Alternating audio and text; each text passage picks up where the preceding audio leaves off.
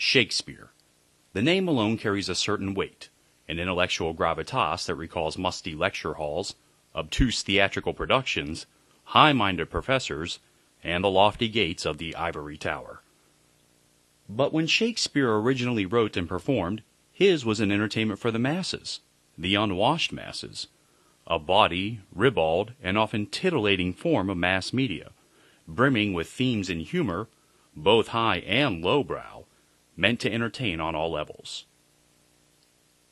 So how is it that Shakespeare, who is more Seinfeld than Seneca, lost his edge, his mass appeal? When was Shakespeare shanghaied from the people and taken hostage by the world of academia? What can we do to get him back? And how do we go about that process of rediscovery? Who can guide us? You and I travel to the beat of a different drum. Oh, can't you tell by the way I run? Every time you make eyes at me. Whoa! Since 1985, a Virginia-based theater company has dedicated itself to rediscovering Shakespeare's original staging conditions.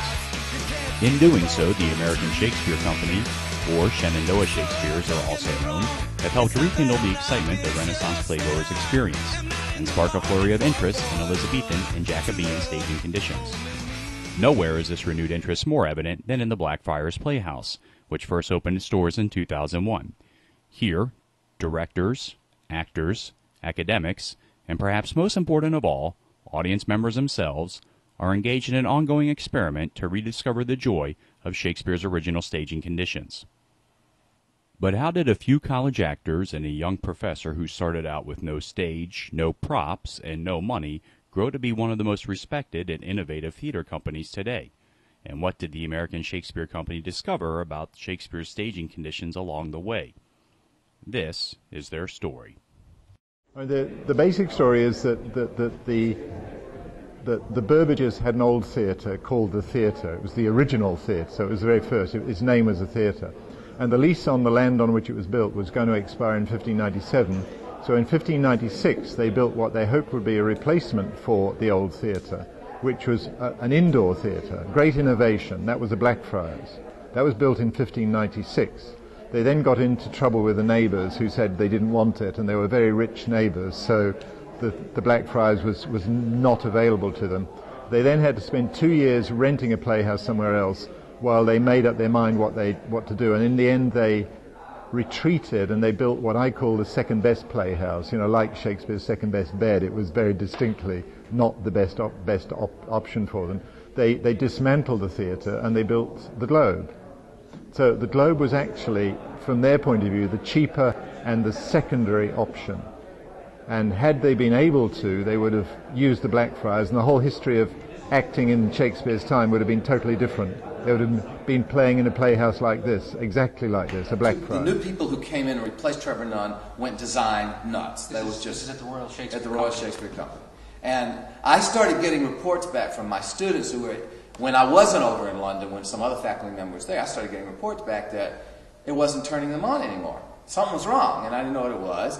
And I was hearing about it, and I tell you, because I'm vain, I thought, oh, that's because you're with the wrong leader, right? And if the faculty member over there knew what he was doing, or she knew what she was doing, they'd have you all excited and you'd be able to enjoy it. But then I went over in 1986, and the same thing happened. We saw 6 consecutive, fantastically designed, horribly presented Royal Shakespeare Company productions. They just were terrible, and including a beautiful Richard II with Jeremy Irons in it. And my students were right. They kept saying that they didn't like it. So we saw another troupe, though, at the end of that 6 weeks, 1986. So this would have been spring of 86, about March of 86, called Cheek by Jowl, directed by a man named Declan Donlan. And see if this sounds familiar. If you've ever seen us, this sounds familiar. 11 or 12 people came out dressed in black tie and tail, and they did a little dance, by the light of the silvery moon, and they just missed some nice acting technique. One thing that they do, it's a very athletic style of performance. They don't pause. We have to earn pauses. Jim always said each character, if he allows them, gets one pause in the entire play.